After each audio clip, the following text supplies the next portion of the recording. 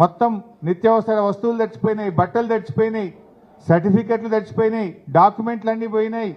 అసలు మా పరిస్థితి ఏందని చెప్పి కన్నీరు మున్నీరు అవుతా ఉన్నారు. పిల్లలు చదువుకున్న సర్టిఫికెట్లు అన్నీ కూడా నీళ్ళలో తెచ్చిపోయినాయి. ఇంటికి సంబంధించిన డాక్యుమెంట్లు కావచ్చు, వాల్యుయబుల్స్ కూడా పోయినాయి, బంగారం కూడా కొట్టుకుపోయింది. అసలు కట్టు బట్టలు తప్ప మా పెయి మీద ఏం మిగలలేదు. 2 రోజుల నుంచి ఇవే బట్టల మీద ఉన్నాం. వేసుకోవడానికి గుడ్డలు కూడా లేవు, తినడానికి తిండి లేని పరిస్థితి ఉంది.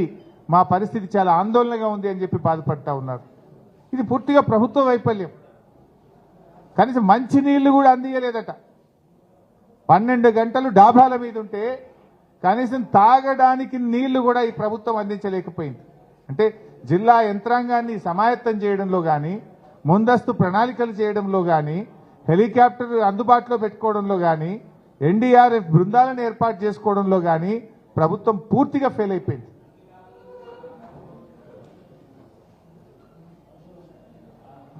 ముఖ్యమంత్రి గారు మరి ఆ రోజు ప్రతిపక్షంలో ఉన్నప్పుడు చనిపోయిన కుటుంబాలకు 25 లక్షల రూపాయలు ఇవ్వాలని అడిగారు. ఇదే సీతక్క గారు అడిగారు. మేము అడుగుతా ఉన్నాం ప్రభుత్వాన్ని, తక్షణమే చనిపోయిన కుటుంబాలన్నిటికీ 25 లక్షల రూపాయలు ఎక్స్గ్రేషియా ఇవ్వాలి. మీరు గతంలో అడిగిందే నేను చెప్తున్నా, మీకు మాట మీద నిలబడండి. మీరు ఆ రోజు ప్రతిపక్షంలో మాట్లాడారు కదా, అది అందించి కనీసం మాట మీద నిలబడండి. ఇవాళ ఏ ఇంట్లో చూసినా 5 లక్షల నుంచి 10 లక్షల రూపాయల నష్టం జరిగింది. కనీసం వరదలో పూర్తిగా మునిగిపోయినటువంటి ఇళ్లకు తక్షణమే 2 లక్షల రూపాయల ఆర్థిక సహాయం అందించాలని కోరుతా ఉన్నాం. వాళ్ళు చెప్తున్నారు, ఇవాళ ఇళ్లకు పోతే 10,000 ఏ మూలకు సరిపోవు, దయచేసి మమ్మల్ని ఆదుకోండి, ఈ ప్రభుత్వాన్ని నిద్రలేపండి అని చెప్పి వాళ్ళు చెప్తా ఉన్నారు.